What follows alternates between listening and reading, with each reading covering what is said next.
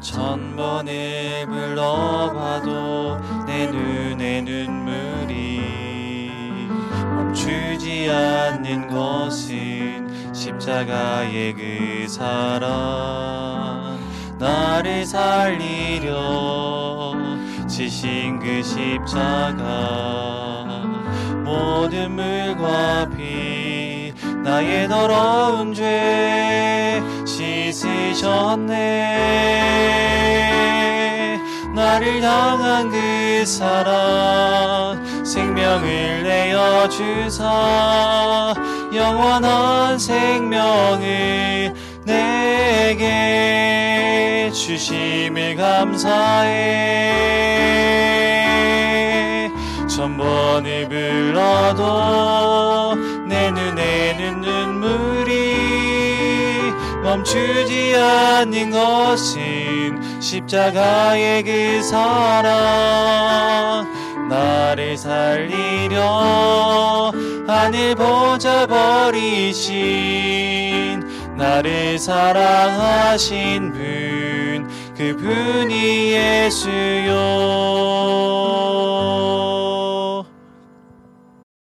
하늘에 계셔서 늘 저희를 사랑으로 보호해 주시는 사랑의 하나님 아버지, 우리가 함께 안식일을 예비하게 해주시고 안식일의 소중함을 다시금 깨닫게 해주셔서 정말 감사합니다. 주님, 코로나로 어려운 이 상황 속에서도 우리가 주님께 더 의지하고 주님을 찾을 수 있는 지혜를 얻게 해주시고 주님께 받은 이 사랑을 우리 학생들에게 꼭 전할 수 있는 힘을 주세요. 늘 저희와 함께 해주시듯 학교의 모든 일을 관장해 주시고 우리가 하는 모든 일이 주님을 위한 일이 될 수 있도록 도와주세요. 오늘 말씀 주시는 이주영 목사님께도 함께 해주시고 그 말씀을 받아들일 수 있는 마음을 허락해 주세요. 주님의 천사가 늘 저희와 함께 해주시기를 믿고 감사드리오며 사랑 많으신 예수님 이름으로 간절히 기도드렸습니다. 아멘. 네, 성도 안녕하십니까? 우리 제 4기 우리 교과 공부를 저와 함께 또 진행해 보도록 하겠습니다. 벌써 1기, 2기, 3기가 다 지나갔고요. 이제 2021년의 마지막 4기 교과 공부가 되겠습니다. 이번 교과의 제목은 신명기 속의 현대 진리라고 하는 제목으로 신명기서의 말씀을 연구하면서 또 그 안에 들어가 있는 여러 가지 주제의 말씀들을 우리가 한번 생각해 보는 시간을 갖도록 하겠습니다. 신명기 속의 현대 진리 제1과 우리 신명기 우리 서문입니다. 우리 먼저 기억절에 있는 말씀을 먼저 읽고 그 다음에 우리가 함께 또 살펴보도록 하겠습니다. 사랑하지 아니하는 자는 하나님을 알지 못하나니 이는 하나님은 사랑이심이라. 요한일서 4장 8절에 있는 말씀입니다. 그래서 이 신명기를 공부함에 있어서 이 교과책에서는 가장 먼저 하나님은 사랑이심이라고 하는 이 요한일서 4장 8절의 정의를 기억절로 삼고 있습니다. 왜 이 말씀을 신명기 연구의 가장 처음에 기록하게 되었는지를 우리가 공부를 통해서 확인해 보도록 하겠습니다. 자, 우리 신명기 서문과 관련된 우리 내용을 우리 공부해 보도록 하겠습니다. 여기 제일 첫 페이지에 있는 내용, 우리 빨간색 우리 박스에 있는 부분을 조금 확대해서 우리가 한번 살펴보면요. 신명기는 어느 순간 갑자기 생겨난 책이 아니다. 신명기에 앞서 이 책이 등장하게 된 정황이 있고 그것을 둘러싼 세계와 배경을 설명하는 긴 역사가 존재한다. 삶의 모든 것이 그러한 것처럼 신명기 역사 맥락 속에서 존재하는데 그 맥락은 이 책의 의미와 목적을 이해하는데 매우 중요한 역할을 한다. 그래서 신명기서, 특별히 이 신명기서의 말씀을 이해하는 데 있어서 그 이전의 역사, 단순히 출애굽부터 시작해서 신명기의 말씀이 시작될 때까지의 역사뿐만 아니라 출애굽 이전에 창조, 아니면 그 이전부터 시작해서 현재에 이르기까지의 모든 역사의 내용을 살펴보는 것이 바로 이 신명기서를 이해하는데 매우 중요한 역할을 한다라고 표현을 하고 있습니다. 우리 그 밑에 부분에 보면은 이 단 한 주의 교과를 통해 신명기라는 책에 앞서 존재했던 수천 년의 역사를 살핀다는 것도 이와 마찬가지일 수 있다. 하지만 그 역사의 핵심 내용에 집중한다면 현대 진리로 가득한 이 책을 이해하는데 필요한 맥락을 살펴볼 수 있을 것이다. 바로 오늘날 우리에게 주어지는 말씀으로 신명기서를 읽게 될 것인데 그 말씀을 읽음에 있어서 이 과거의 역사를 살펴보는 것이 우리에게 큰 도움이 될 수 있다라고 하는 것입니다. 그래서 사실은 한과 만에 하늘에서부터 시작해서 신명기서의 말씀이 이루어지는 지금까지 그 역사를 한과에 살펴본다고 하는 것이 사실은 쉽지 않지만 그래도 이 부분을 살펴보고 신명기서의 말씀을 연구하는 것이 도움이 될 수 있다고 하는 것입니다. 저도 이제 개인적으로 이제 신명기 말씀을 교과 공부하기 위해서 살펴보면서 1과를 제가 이제 성도님들과 함께 나누어야 하지만 저는 이미 1과, 2과, 3과, 4과 더 뒤의 내용까지 좀 한 번에 살펴보고 있습니다. 왜냐하면 이 1과의 내용이 뒤에 과에 어떤 영향을 미치는지를 알아야 하기 때문에요. 그래서 함께 공부를 하고 있는데 1과의 말씀을 우리가 이해하고 넘어가는 것이 2과부터 시작되는 신명기의 본문 내용 그리고 오늘날 살아가는 우리들에게 주시는 그 말씀을 이해하는 데 도움이 될 수 있습니다. 자, 이제 우리 이번 이 1과도 역시 일요일부터 목요일까지 5개의 주제를 통해서 우리가 함께 살펴볼 것인데요. 일요일은 참된 사랑의 조건. 이 내용에서는 그 하늘에서부터 있었던 그 전쟁에 대한 내용을 담고 있습니다. 그래서 사단이 타락하게 된 그 배경부터 시작해서 이제 이야기가 전개되고요. 그 다음에 9월 27일 월요일에는 이 땅에서 아담과 그의 아내 하와가 선악을 알게 하는 나무의 과실을 먹음으로 말미암아 타락하고 그 타락의 영향이 홍수가 날 수밖에 없도록 하는 그러한 타락까지 그리고 홍수가 끝나고 또 새로운 세상이 시작되었지만 또다시 바벨탑 사건까지 이루어지는 그 어떤 타락의 모습들을 우리가 살펴보게 될 것입니다. 그리고 화요일에 그러한 타락 중에서라도 하나님께서 한 백성을 선택하시고 그 백성을 통하여 하나님의 복음을 이 땅에 전하고자 하셨던 그 하나님의 뜻을 바로 아브라함을 부르시는 장면을 통하여 이미 우리에게 보여주고 있음을 우리가 확인할 수 있겠습니다. 그리고 수요일에는 시내산에서 맺은 언약. 그래서 이제 한 민족을 택하셨고 이제는 그 민족을 한 나라로 세우시기 위하여 애굽에서부터 불러내시고 그래서 시내산에서 하나님과 사람이 그 언약을 맺으시는 그 모습이 등장하게 됩니다.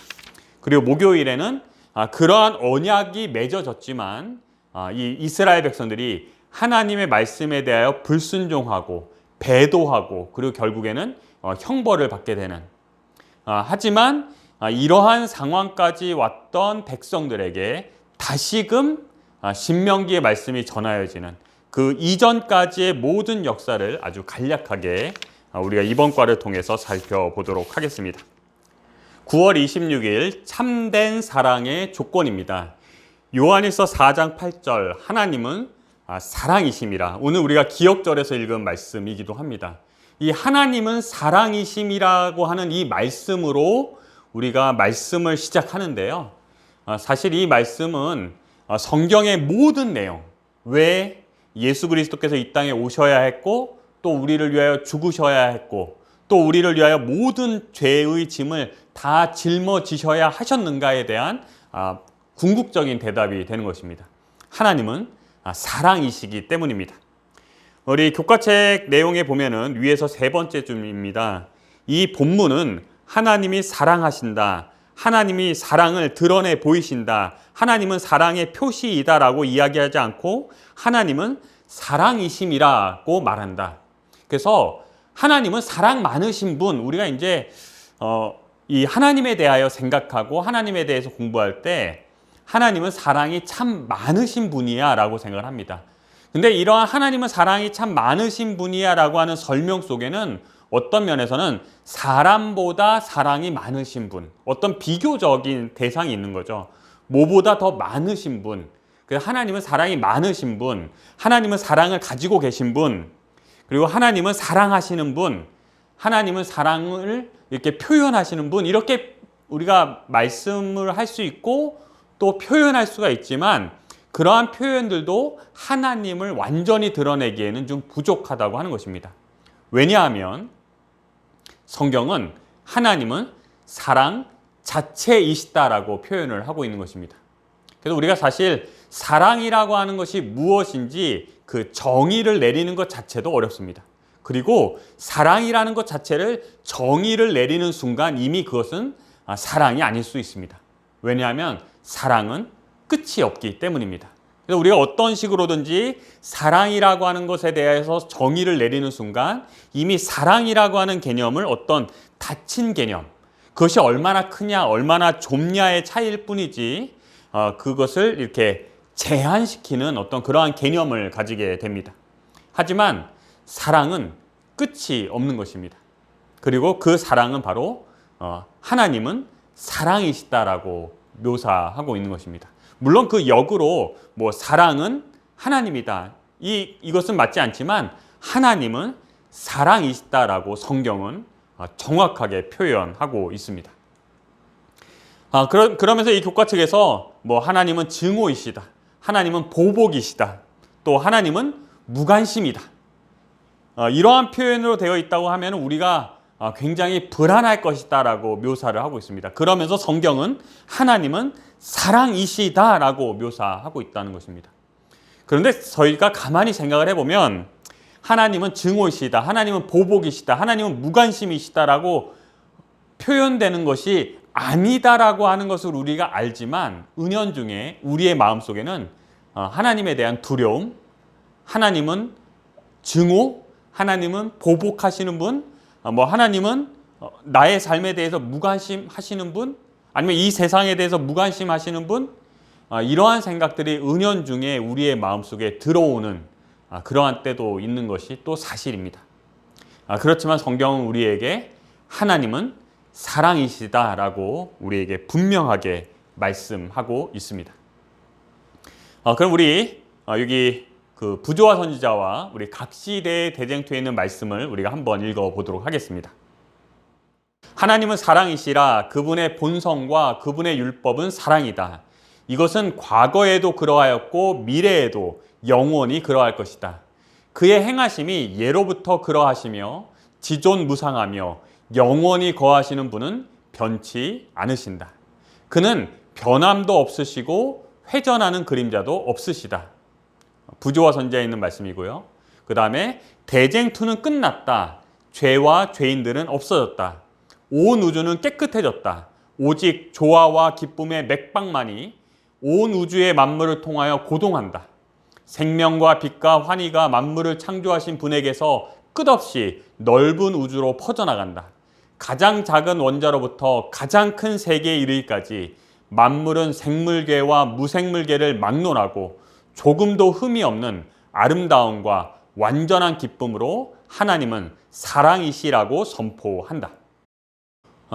오늘 우리가 두 개의 우리 엘렌 지 화이트의 글을 읽었는데 하나는 부조와 선자의 가장 처음 부분, 그리고 각 시대의 대쟁투의 가장 마지막 부분에 있는 말씀을 읽었습니다. 그래서 이 대쟁투 총소의 처음이 하나님은 사랑이시다라고 하는 표현으로 시작해서요, 대쟁투 총소의 끝부분, 바로 각 시대의 대쟁투 제일 마지막 부분에 하나님은 사랑이시다라고 하는 표현으로 맞춰지게 됩니다. 그래서 성경의 역사는 하나님의 사랑이심을 우리에게 보여주시는 것이고, 또한 그 과거의 역사가 인간의 타락도 있었고, 또 물로 멸망시키지 않으면 안 될 정도의 타락도 있었고, 그러한 모든 역사가 있었지만 하나님은 사랑이시다라고 하는 것에는 변화가 없었다고 하는 것입니다. 교과책 중간 부분에 하나님의 사랑은 중력이 작용하는 것보다 더 강력하게 온 우주에 스며든다. 하나님은 우리를 사랑하시며 우리 또한 그 사랑에 반응하여 그분을 사랑해야 한다. 그래서 사실은 이 하나님께서 우리를 사랑하시는 그 강력한 힘에 의하여 우리가 하나님을 사랑하게 된다라고 하는 것이 어떤 성경의 전체적인 사랑과 관련된, 그리고 믿음과 관련된, 행함과 관련된 모든 말씀의 그 핵심이 되는, 그 힘이 되는 것입니다. 그래서 그 사랑이 역사하였고 그 사랑이 우리를 깨우치고 사랑하게 되는 것, 그것이 성령께서 우리 안에서 이루고자 하시는 역사이고, 그것이 하나님의 사랑에 반응하여 이루어지는 자연스러운 결과인 것입니다. 억지로 되는 것이 아니라 사랑에 이끌려 자연스럽게 되는 것입니다. 그런데 여기 보면은, 그런데 사랑이 진짜 사랑이 되기 위해서는 그 사랑이 조건 없이 주어져야 한다. 조건 없이 주어진다고 하는 것은 자유가 주어져야 한다는 것입니다. 내가 사랑하고자 하는 마음으로 사랑해야 한다는 것입니다. 억지로 사랑하는 것이 아니라는 것입니다. 그래서 이제 교과책의 내용은 이제 사랑으로 인하여 사랑이 깨우쳐지고 하나님이 우리를 사랑하신 같이 우리가 사랑해야 하는데, 그 사랑하는 것에는 무엇이 필요하다라고 교과책은 이제 그 생각과 사상을 펼쳐가냐면 자유라고 하는 것, 자유의지라고 하는 것이 반드시 필요하다고 하는 것에 대하여 강하게 표현하고 있습니다. 자, 그렇다면 이제 우리가 이 자유라고 하는 부분에 대해서 생각하면서 우리가 여기 표현하고 있는 것처럼 우리 루스벨에게 주어진 자유, 그 다음에 죄인에게 주어진 자유, 이 두 가지의 자유가 어떻게 다른지 우리가 또 한번 생각해 보아야 할 것입니다. 교과책에서는 이렇게 표현을 하고 있습니다. 하나님께서 하늘과 땅에 사랑할 수 있는 능력을 갖춘 지적이고 이성적인 존재를 창조하셨을 때 그곳에는 그들이 하나님을 사랑하지 않을 위험성도 항상 존재했다. 실제로 누군가는 그분을 사랑하지 않았고 바로 그 지점이 우리가 알고 있는 대쟁투가 시작된 곳이다. 바로 그 하늘의 전쟁을 말하고 있는데요. 하나님께서 이 피조물을 창조하실 때 하늘과 땅에 하나님을 자유롭게 사랑할 수 있는 능력을 갖춘 그러한 존재를 창조하셨습니다. 그래서 하늘에는 천사들과 하늘 거민들을 창조하셨고, 또 이 땅에는 아담과 그 아내를 창조하셨을 때 그들에게도 하나님을 사랑할 수 있는 그러한 자유, 그래서 사랑할 수 있는 능력을 갖춘 지적이고 이성적인 존재를 창조하신 것입니다. 하늘에도 땅에도. 그런데 실제로 누군가는 그분을 사랑하지 않았고 바로 그 지점이 우리가 알고 있는 대쟁투가 시작된 곳, 곧 하늘의 전쟁이 시작된 곳이라고 하는 것을 우리가 알고 있습니다. 그 존재가 바로 루스벨이었고, 루스벨이 그 완전한 자유를 가지고 있었고, 그 자유로 하나님을 사랑하지 않는 것을 선택한 것입니다. 그런데 이처럼 이 루스벨이 그 죄가 그 안에서 시작된 것에 대해서 이 부조화 선지자에서는 그것이 새로운 요소였고 신비스럽고 설명할 수 없는 현상이다라고 3번 강조해서 설명을 합니다. 이거 새로운 거예요. 신비스러운 것입니다. 설명하기 어려운 것입니다. 왜냐하면 그 루스벨에게 완전한 자유를 주셨고, 또 루스벨은 죄가 없는 상태로 창조되었기 때문입니다. 그래서 이제 우리가 이러한 그 루스벨의 창조나 또 이 아담의 창조를 생각하면서 이러한 질문들을 우리에게 자주 던지게 됩니다. 그것은 바로 하나님께서 사람을 창조하신 것은 완전한 창조인가 아니면 불완전한 창조인가 라고 하는 것입니다. 그래서 때때로 이러한 자유에 대하여 또 인간의 타락에 대하여 이러한 것들을 우리가 공부하거나 생각해 볼 때는 하나님께서 사람을 완전하게 창조하셨는데 왜 타락했을까? 타락했다면 완전하게 창조하지 않으신 거 아닌가? 이렇게 자꾸 돌고 도는 그러한 생각들을 가지게 됩니다. 그것은 이제 아담과 그의 아내뿐만 아니고요. 사단에게도 역시 그러한 생각들을 우리가 생각하게 됩니다. 그래서 이제 우리가 완전이라고 하는 것에 대해서 우리가 생각을 하면서요. 완전이라고 하는 것을 생각하면서 이 완전이라고 하는 것을 이제 이 사람이 고유한 속성으로 가지고 창조된 것인가? 아니면 완전하신 하나님 안에 있을 때 완전한 것인가라고 하는 것을 생각해 볼 필요가 있겠습니다. 우리가 이제 그러한 그 오해나 그러한 그 토론이나 토의나 이런 것을 할 때 왜 하나님께서 완전하게 창조하셨다고 그랬는데 왜 타락했고 타락했다면 완전하게 창조하신 게 아닌 거 아닌가라고 하는 생각들을 우리가 이렇게 반복적으로 계속 돌게 되는데 그 이유는 우리가 완전이라고 하는 것을 사람이 가지고 있는 본래적 속성으로 우리가 생각하기 때문이라고 볼 수 있습니다. 그런데 완전이라고 하는 개념은 예수 그리스도 안에 있을 때, 하나님 안에 있을 때 완전이라고 하는 것은 하나님의 속성이고 그 하나님 안에 피조물이 있을 때 비로소 완전이라고 하는 것이 우리의 속성이 될 수 있다고 하는 것입니다. 그래서 우리는 그 완전이라고 하는 속성을 본래적으로 가지고 있는 것이 아니고 내가 독립적으로 완전한 존재가 아니고 하나님 안에 있을 때 완전한 존재가 되는 것입니다. 그래서 요한복음 15장에서 예수님께서 그 포도나무의 비유를 말씀하시면서 너희가 내 안에, 내가 너희 안에, 그리고 이 가지가 나무에 붙어 있을 때 절로 열매를 맺게 되는 것입니다. 그래서 그리스도 안에 있을 때 우리가 완전을 경험하게 되는 것입니다.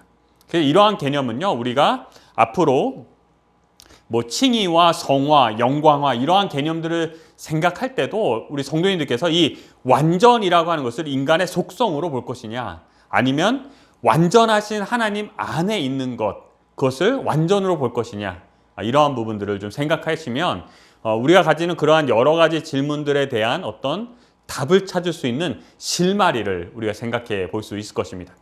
또 이제 자유에 대해서 생각을 해보면서 두 번째로 완전한 자유를 가진 것이 완전한 창조인가, 아니면 제한적인 자유를 가진 것이 완전한 창조인가입니다. 왜 하나님께서 이 아담과 그의 아내에게 혹은 뭐 루스벨에게 아니면 이제 하늘에 있는 모든 존재들에게 왜 완전한 자유를 주셨을까라고 하는 것입니다. 그런데 이러한 완전한 자유를 주셔야만 완전한 창조가 되는 것입니다. 그래서 우리가 이러한 완전이라고 하는 용어, 어떤 그 완전이라고 하는 용어의 의미에 갇혀서 있다 보니까 우리가 자꾸 그러한 오해가 생겨날 수 있는데, 이 부분을 어떤 하나님과의 관계라고 하는 그 개념 속에서 이 완전이라고 하는 의미를 좀 이해해 보셨으면 좋겠습니다. 그렇다면 이제 우리가 다시 더 나가서요, 또다시 우리는 루스벨에게 주어진 자유와 죄인에게 주어진 자유를 생각해 볼 수밖에 없습니다. 이 교과책에서는 이 루스벨에게 주어진 자유에 대해서 죄가 없는 상태에서 창조되었고 사랑할 수 있는 능력을 가지고 있었고 참된 도덕적 자유를 가지고 있었다라고 묘사를 하고 있습니다. 그런데 죄인인 우리, 현재 살고 있는 우리는 그와 정반대라는 거죠. 죄의 상태에서 잉태되고 태어났습니다. 나의 모친이 나를 죄악 중에 출생한 것입니다. 그리고 사랑할 수 있는 능력이 없어요. 믿음도 없습니다. 아무것도 없습니다. 그리고 참된 도덕적 자유가 없습니다. 우리에게 참된 도덕적 자유가 없다라고 하는 것을 성경은 우리에게 무엇으로 묘사하고 있냐면 우리가 죄의 종이다라고 하는 것으로 묘사하고 있습니다. 죄의 종이라고 하는 것 자체가 이미 자유가 없는 것입니다. 이 종의 특징은 무엇이냐면 종은 주인이 시키는 대로 하는 것입니다. 그래서 우리는 이미 죄의 종이기 때문에 죄가 시키는 대로 살고, 죄가 시키는 대로 살다가 죄가 우리에게 내가 시키는 대로 살았으니까 삭을 주는데, 그 삭이 뭐예요? 성경은 죄의 삭은 사망이다라고 표현을 하고 있습니다. 그래서 죄의 결과는 사망이고 우리는 죄의 종으로 살고 있고, 죄의 종으로 살고 있다는 말은 자유가 없다라고 하는 표현입니다. 그래서 우리는 이러한 근본적인 질문을 우리에게 던지게 됩니다. 그렇다면 우리에게 참된 자유가 있는가? 이 부분에 대한 문제도 역시 사실 이러한 자유의지에 관한 문제라든가 이 참된 자유가 우리에게 있는가라고 하는 문제는 뭐 기독교 역사에서 굉장한 논란이 되었던, 그리고 이러한 질문에 대한 답을 어떻게 답을 하는가에 따라서 기독교의 여러 종파가 나누어지기까지 하는 그러한 질문이고 그러한 문제입니다. 우선 우리 제7안실 예수재림교회의 기본적인 개념으로는 우리에게 참된 자유가 있는 것, 제한적이고 아주 작은 자유만이 우리에게 남아있는 것으로 설명되고 묘사하고 있습니다. 그것을 이제 성경으로 우리가 생각을 해본다면 그것을 저는 양심이라고 생각을 합니다. 양심. 부끄러워할 줄 아는 마음입니다. 이 부끄러워할 줄 아는 마음이 언제 시작되냐면 바로 아담과 그의 아내가 선악을 알게 하는 나무의 과실을 먹고 그들의 죄인이 되었을 때 그들이 벗었음으로 인하여 부끄러워하는 마음이 시작된 것입니다. 그 전까지는 죄가 없었을 때는 부끄러운 마음이 없었어요. 하지만 죄를 범하는 순간 그들의 마음 속에 부끄러워할 줄 아는 마음, 양심이라고 하는 마음이 시작되었고, 이 양심이라고 하는 부분은 하나님의 성령께서 역사하실 수 있는 부분이 된 것입니다.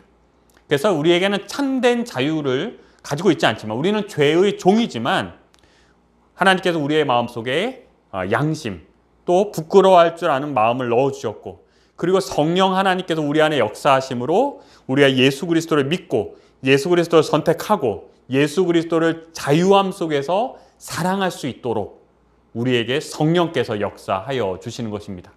우리는 이미 창조되었던 루스벨 혹은 창조되었던 아담, 창조되었던 그의 아내하고는 전혀 상황이 다른 상태이지만 성령 하나님께서 우리 안에 역사하심으로 말미암아 우리로 하여금 참된 자유를 소유하고 그 자유를 활용하고 그 자유를 통하여 하나님을 사랑할 수 있는 그러한 사랑을 우리에게 주신 것입니다. 우리 이제 교훈에 있는 말씀을 읽고 우리 마무리하도록 하겠습니다. 사랑이 진짜 사랑이 되기 위해서는 자유로운 선택이 가능해야 함을 알고 계셨던 하나님께서는 위험을 감수하고서라도 자유의지를 허락하셨다. 9월 27일 월요일 타락과 홍수입니다. 이 앞부분에는 그 만유인력의 법칙, 또 중력이라고 하는 것을 그런 개념을 설명한 그 아이작 뉴턴에 대한 내용이 등장을 합니다. 그래서 아이작 뉴턴이 이제 그 사과가 떨어지는 것이 중력에 의해서 이루어졌다고 하는 것을 알게 되었고, 또한 이러한 중력에 대한 내용은 단순히 그냥 사과가 이 땅으로 떨어지는 것뿐만 아니라 모든 태양, 또 지구, 이렇게 달이 지구를 돌고 또 지구가 태양을 도는 이러한 모든 것들이 그 중력 때문이라고 하는 사실을 발견하게 됩니다. 그래서 뉴턴이 그러한 것들을 이해하게 되었고요.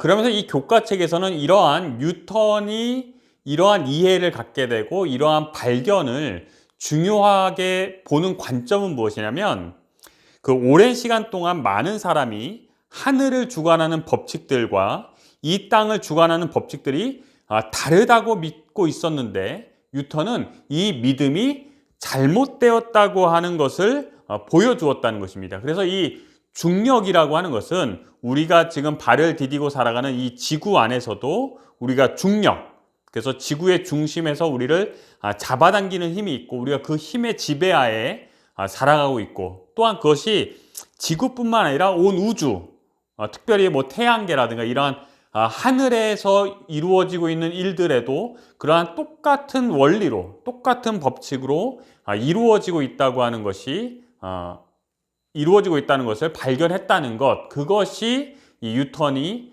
발견한 그 의미라고 이 교과책에는 설명을 하고 있습니다.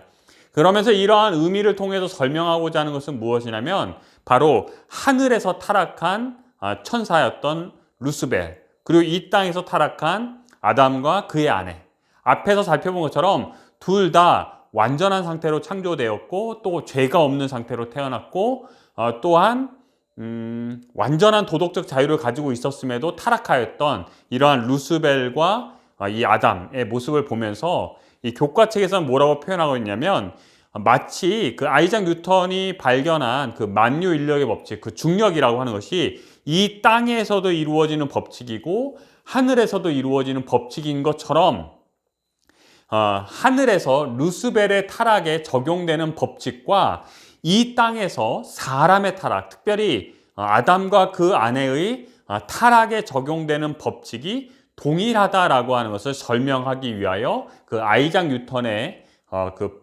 중력이라고 하는 개념을 사용하고 있습니다.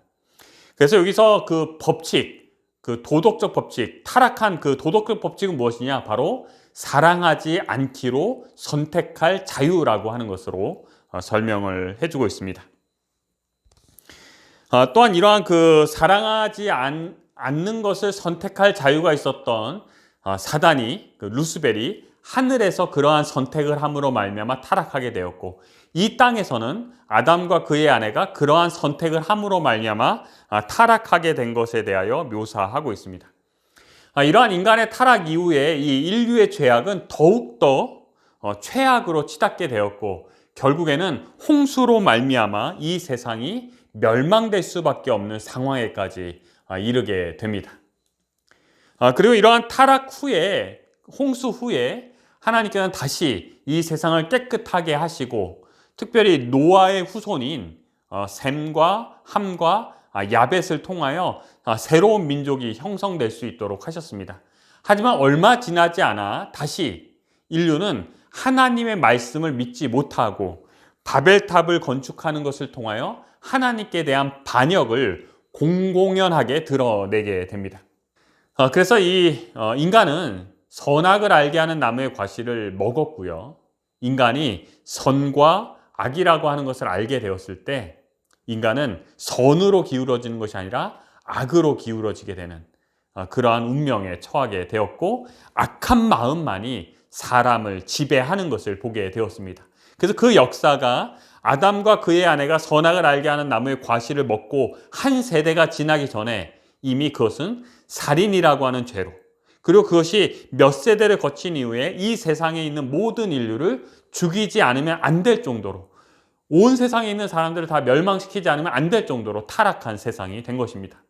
그 이후에 가인의 후손이 사라지면 괜찮아질 줄 알았지만 또다시 이 세상은 바벨탑이라고 하는 그 사건을 통하여 하나님께 공공연히 반역하는 그러한 모습을 보게 됩니다. 그러면서 이 교과책 13쪽에서는 이렇게 표현하고 있습니다. 여호와께서 말씀하시되 오라 우리가 서로 변론하자. 너희의 죄가 주홍 같을지라도 눈과 같이 희어질 것이요 진홍같이 붉을지라도 양털같이 희게 되리라. 너희가 즐겨 순종하면 땅의 아름다운 소산을 먹을 것이요 너희가 거절하여 배반하면 칼에 삼켜지리라. 여호와의 입의 말씀이니라. 그래서 인간들에게 하나님께서는 자유를 주신 것입니다. 인간들에게 하나님을 사랑하지 않을 자유를 허락하신 하나님께서는 우리가 잘못된 길에서 돌이켜 다시금 하나님과의 사랑의 관계 속에서만 느낄 수 있는 행복을 경험하게 되기를 원하시고 계신 것입니다. 그래서요, 저는 이렇게 좀 정의를 내려봤습니다. 자유를 줄 수 있다는 것은 끝까지 사랑할 수 있다는 것입니다. 그래서 하나님께서 우리에게 자유를 주셨을 때 그것은 하나님께서 우리 인간을 끝까지 사랑하시겠다고 하는 결단이 그 안에 들어가 있는 것입니다. 근데 사람에게서는 그러한 것들이 좀 발견되기 어렵죠. 그 아이에게 스마트폰을 사준 아버지의 선택, 아버지 이야기인데요. 이제 뭐 많은 아이들이 다 스마트폰을 갖게 되고, 또 스마트폰을 갖게 되면 아이가 그것을 또 뭐 게임도 할 거고, 또 뭐 SNS 하면서 또 친구들과 또 소통하면서 또 많은 시간을 스마트폰에 사용하게 될 것을 알고 있습니다. 그런데 이제 아버지가 이제 아이에게 스마트폰을 사줘요. 근데 스마트폰을 사준 이 아이가 그 스마트폰을 자유롭게 사용을 합니다. 뭐 SNS도 하고 게임도 하고 뭐 사진도 찍고 영상도 만들고 막 다양한 활동을 그 스마트폰을 가지고 하는데, 아버지가 그거를 보는데 답답한 거죠. 스마트폰에 너무 많은 시간을 쓰는 것입니다. 그러면서 아이에게 스마트폰을 사줬지만 아이에게 또 그 자유를 제한해요. 너 하루에 몇 시간만 해. 너 이런 게임 하지 마. 이거 하지 마. 이거 하지 마. 이거 하지 마. 누구 얘기냐면 제 얘기입니다. 이 자유를 주면서도 자유처럼 주지 않아요. 사랑하여 또 사주면서, 필요하여서 사주면서도 그것을 자유롭게 사용하는 것을 끝까지 쳐다보지 못합니다. 끝까지 참지 못해요. 근데 하나님께서는 우리 인간에게 자유를 주셨고, 인간에게 그 자유를 주실 때는 이미 하나님께서는 끝까지 사랑할 수 있다고 하는, 끝까지 사랑하시겠다고 하는 그러한 다짐 속에서 우리에게 자유를 주신 것입니다. 근데 때때로 우리는 이러한 하나님의 사랑 그리고 그 자유를 설명하면서 자유를 자유처럼 설명하지 않아요. 뭐 예를 들면 이렇습니다. 사람에게는 예수님을 믿을 자유가 있어. 근데 안 믿으면 죽어. 안 믿으면 지옥 가. 안 믿으면 영원히 살지 못해. 영원한 죽음이 있을 뿐이야. 믿든지 믿지 않든지 그것은 너의 선택이고 너의 자유야. 그런데 믿지 않으면 죽어. 이게 참 자유 같으면서도 자유가 아닌 거예요. 자유라고 말하면서도 자유가 아닌 것처럼 설명하고 있는 것입니다. 네, 하나님께서는 우리에게 자유를 주셨습니다. 그리고 끝까지 사랑하시겠다는, 죽기까지 사랑하시겠다는 그러한 마음으로 자유를 주신 것입니다. 근데 우리는 하나님의 자유를 하나님께서 주신 자유를 마치 아버지가 자식에게 스마트폰 사주면서 준 자유처럼 여기게 됩니다.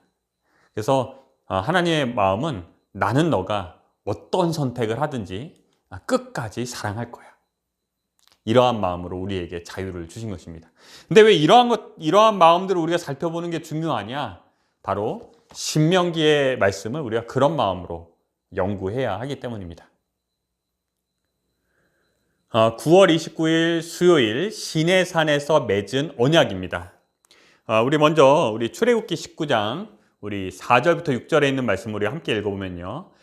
내가 애굽 사람에게 어떻게 행하였음과 내가 어떻게 독수리 날개로 너희를 업어 내게로 인도하였음을 너희가 보았느니라. 세계가 다 내게 속하였나니 너희가 내 말을 잘 듣고 내 언약을 지키면 너희는 모든 민족 중에서 내 소유가 되겠고 너희가 내게 대하여 제사장 나라가 되며 거룩한 백성이 되리라. 출애굽기 19장 4절부터 6절에 있는 말씀입니다. 우리 교과책 16쪽 가장 아랫부분에 살펴보게 되면 내 소유라는 개념은 쉽게 오해될 수 있다. 그들이 하나님의 특별한 소유가 된 것은 그들 스스로가 선천적으로 거룩하거나 의로웠기 때문이 아니다. 그것은 오로지 그들에게 베풀어진 하나님의 은혜와 하나님께서 그들 위해 허락하신 경이로운 진리 때문이었다. 그 진리는 그들이 순종할 뿐 아니라 왕 같은 제사장으로서 온 세상에 전해야 할 것이었다. 이제 하나님께서 이스라엘 백성들을 애굽에서부터 출애굽시키셔서 그들을 이제 시내산까지 인도하시고 이제 이곳에서 하나님과 사람 사이의 언약을 체결하시는 것을 통하여 이스라엘 백성들이 하나님의 백성이 되고 하나님은 이스라엘 백성들의 하나님이 되는 그러한 언약을 맺게 됩니다. 근데 그러한 언약 과정 역시 이 백성들이 거룩하거나 특별한 것이 아니라 하나님께서 그들을 선택하셔서 이 하나님이 어떠하신 분이신가를 온 세상에 알게 하는 그것이 하나님의 목적이었습니다.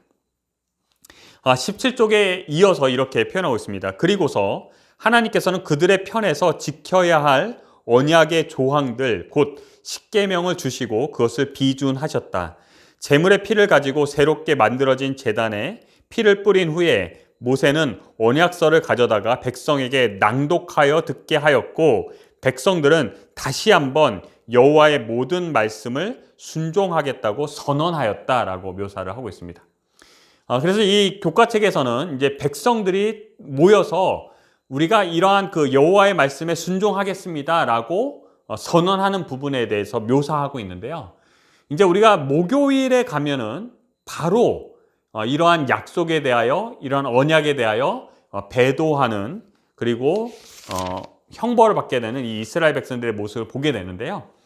여기서 그 순종하겠다고 선언하는 이 이스라엘 백성들의 선언에 대해서 우리가 이기교화 영원한 하나님의 언약에서 특별히 그 이기 7과의 그 102쪽의 내용을 살펴보게 되면 이렇게 우리가 그 하나님과의 약속, 하나님과의 언약을 지키겠습니다라고 순종하겠습니다라고 선언하는 이 부분에 대하여 좀 부정적인 설명을 하고 있습니다.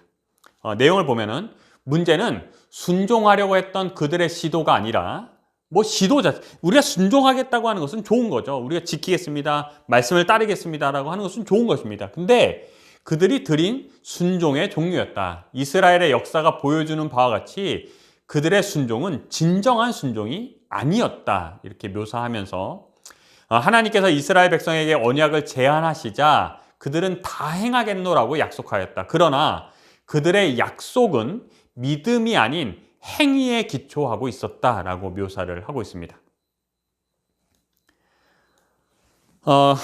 이 행위에 기초하고 있었다라고 하는 것은 어떤 하나님께서 우리에게 은혜로 주신 그 언약을 어떤 은혜로 주신 것인데 이제 이것을 지키는 것을 통하여 하나님께로부터 무엇을 받으려고 하는 것, 행위적인 것이죠.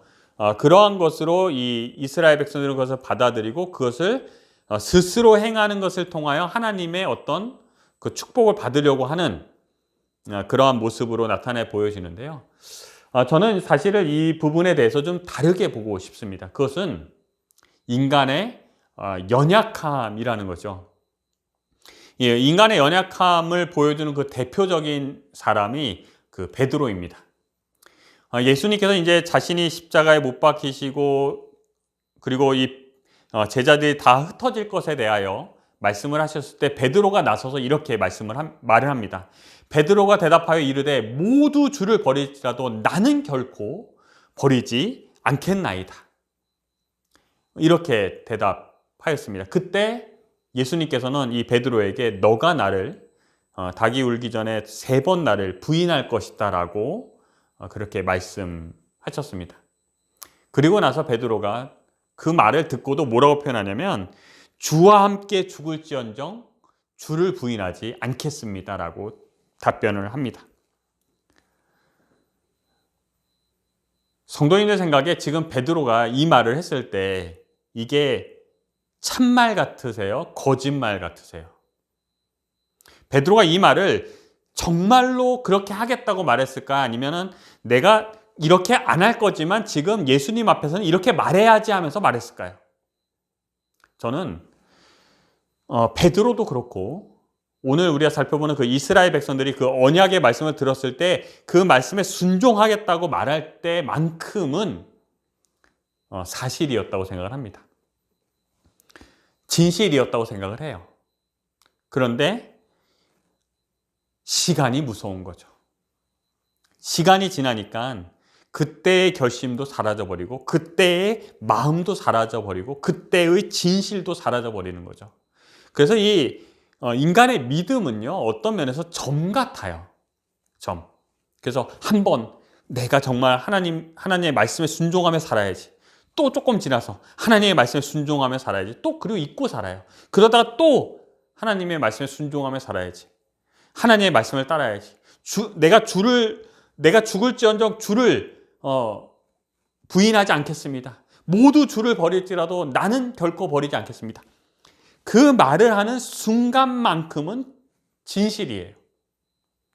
그런데 시간이, 상황이, 주변에서 다가오는 위협이 나로 하여금 그 모든 것들을 다 잊어버리게 만드는 그러한 상황에 처하게 됩니다. 이게 사람 같아요. 연약한 것이죠. 그런데 예수님께서는 얼마 지나지 않아 바로 겟셋마네 동산에 가서 이 제자들과 기도하던 중에 베드로와 또 야고보, 요한에게 이렇게 말씀을 하십니다. 시험에 들지 않게 깨어 기도하라. 마음에는 원이로되 육신이 약하도다 하시고. 이게 하나님 마음입니다. 인간의 그 육신이 연약함을 알고 계세요. 오늘 베드로가 하는 이 음성이 정말 예수님을 사랑해서 하는 말임을 예수님이 알고 계시는 것입니다. 그런데 이러한 인간의 다짐이, 인간의 결심이 얼마 가지 못한다고 하는 것 또한 아시는 거예요. 그래서 마음에는 원이로되 육신이 약하다고 말씀을 하시면서 깨어 기도하라고 말씀하시는 것입니다. 이런 예수님이 저는 참 좋습니다. 육신이 약하니까 너는 끝이야 라고 말씀하지 않으시고 너의 마음은 그런데 너의 육신이 약하다라고 하는 것을 알고 계신 하나님. 그래서 이 하나님의 시간과 또 이 사람의 결심과 하나님의 결심은 다른 것입니다. 사람의 결심은 띄엄띄엄이에요. 점 같아요. 순간순간이에요. 순간순간인데 그 순간이 지속되는 게 어려워요. 신앙적으로 결심하는 것. 뭐 신앙적인 결심은 둘째치고 인간적인 결심을 하는 것도 역시 지속하는 것이 어렵습니다. 그런데 하나님께서 우리에게 주시는 그 사랑은 선과 같아서 일정하다는 것입니다. 그래서 사람은 변하지만 하나님은 변하지 않으세요. 사람의 마음은 변하지만 하나님의 마음은 변하지 않으신다고 하는 것입니다. 그래서 저는 이 시내산에서 맺은 언약, 이스라엘 백성들의 그 답변의 모습을 보면서 그 마음은 의심하지는 않습니다. 왜냐하면 저 같기 때문이죠. 그 순간만큼은 정말이었어요. 그 말씀을 들을 때만큼은 정말이었습니다. 그런데 연약한 거예요. 유지되지 않는 것입니다. 베드로 같아요. 저 같습니다. 교훈에 있는 말씀입니다. 위대한 능력으로 이스라엘 백성을 애굽에서 구원해내신 하나님께서는 그들과 언약을 맺으시고 그들이 지켜야 할 언약의 조항으로 십계명을 주셨다라고 표현하고 있습니다. 그래서 이제 우리가 이 신명기의 서문을 공부하는 이유는 뭐냐면요. 이 신명기라고 하는 그 뜻 자체가 두 번째 입법, 반복된 입법이라고 하는 뜻입니다. 두 번째 주시는 거예요. 다시 주시는 것입니다. 그래서 이 첫 번째 입법은요, 이 출애굽기, 지금 이 이스라엘 백성이 우리가 그것을 다 지키겠습니다 라고 이렇게 언약을 맺었던 이 순간이었습니다. 근데 이 순간이 오래 가지 않아요. 바로 배도합니다. 그리고 형벌을 받습니다. 그런데 인간의 연약함을 아시는 하나님께서 두 번째 입법을 해주시는 것입니다. 그게 이제 신명기입니다. 그래서 오늘날에도 이러한 신명기의 말씀이 반복될 필요가 있는 것입니다. 왜요? 우리도 역시 이스라엘 백성들처럼 지금은 내가 결심하고 지금은 내가 다짐하고 지금은 내가 언약 관계에 들어가지만 또다시 실패하기 때문입니다. 그래서 오늘 말씀을 듣고 다시 신명기의 말씀을 다시 들어야 하는 이스라엘 백성들의 모습처럼 오늘 말씀을 듣고 또 다시 말씀을 들어야 하는 필요가 우리에게 있는 것입니다. 그래서 우리가 다시 신명기 속에 있는 이 현대 진리, 현대를 살아가는 우리들에게 또다시 필요한 그 진리의 말씀을 다시 듣는 것입니다. 그래서 오늘날에도 신명기의 말씀을 반복될 필요가 있다고 하는 것입니다. 토의를 위한 질문, 우리가 세 가지를 한번 읽어보는 것을 통해서 마무리하도록 하겠습니다. 한번 우리가 교과 공부를 마치시고 한번 마음속으로 한번 생각해 보셨으면 좋겠습니다. 교과책에는 이제 금요일 밑에 부분에 있습니다. 첫 번째, 사랑이 진짜 사랑이 되기 위하여 자유가 주어져야 하는 이유는 무엇인가? 두 번째로, 하나님께 충성하며 그분의 말씀과 계명에 순종하고자 하는 모든 노력은 어떤 경우에 율법주의로 전락하는가? 세 번째, 이스라엘 백성들과 제7안실 예수 재림교회가 가진 유사점은 무엇인가? 이거는 이제 화요일 교과 내용을 토대로 한번 생각해 보셨으면 좋겠습니다. 우리 이러한 신명기 서문을 통하여 우리가 왜 다시 신명기인가? 왜 신명기 속에 있는 현대 진리인가? 현대인에 살아가는 우리들이 어떠한 마음으로 이 신명기를 읽어야 할 것인가? 그것을 우리가 신명기 서문을 통해서 우리가 살펴보았습니다. 그 우리를 사랑하시는 하나님께서 우리에게 다시 말씀하시는 것입니다.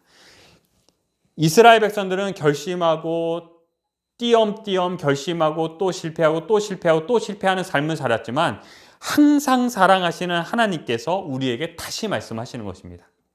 그래서 우리의 신앙생활, 우리의 믿음 생활을 되돌아볼 때 우리의 믿음도 역시 어느 순간에 정말 결심하고 정말 다짐하고 정말 하나님께 충성했던 그 순간들이 있었지만 그것은 순간이었습니다. 점이었어요. 그리고 또다시 점을 만나기도 했었습니다. 그렇지만 우리를 사랑하신 하나님은 항상 사랑하셨고요. 그 항상 사랑하신 하나님께서 우리에게 다시 신명기를 통하여 말씀하여 주시는 것입니다. 그래서 우리 신명기서의 말씀을 연구하는 과정을 통하여 하나님이 어떠한 분이신지, 사람은 어떤 존재인지, 그러나 우리를 여전히 사랑하시는 하나님은 어떠한 사랑을 가지신 분이신지를 우리가 말씀을 통하여 또 살펴보게 되는 시간을 갖게 되었으면 좋겠습니다. 자, 이제 우리가 기도하고 우리 제1과 신명기 서문 공부를 마치도록 하겠습니다. 하늘에 계신 하나님 아버지, 인류의 역사는 죄로 물들어 있고 순간순간 하나님을 돌아보았던, 하나님을 다시 생각하였던, 하나님께 헌신하였던 그 순간순간만이 있을 뿐입니다. 우리의 믿음 생활도 마찬가지였습니다. 순간순간 뜨거웠고, 순간순간 결심했고, 순간순간 하나님 앞으로 나아오려고 했고, 순간순간 말씀에 따라 살려고 했던 순간들이 있었습니다. 하지만 육신은 여전히 연약하였습니다. 그러나 그러한 우리들을 여전히 사랑하시고 사랑하심으로 말미암아 다시금 말씀하여 주시는 하나님을 만나게 됩니다.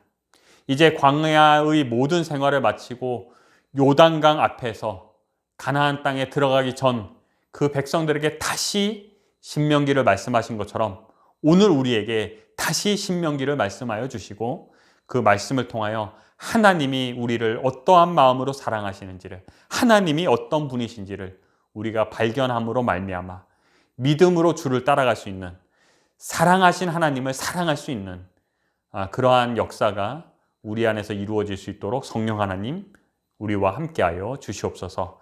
이 안식일 우리를 사랑하신 그 하나님으로 인하여 참된 안식을 경험하는 이 안식일의 시간이 될 수 있도록 인도하여 주시옵소서.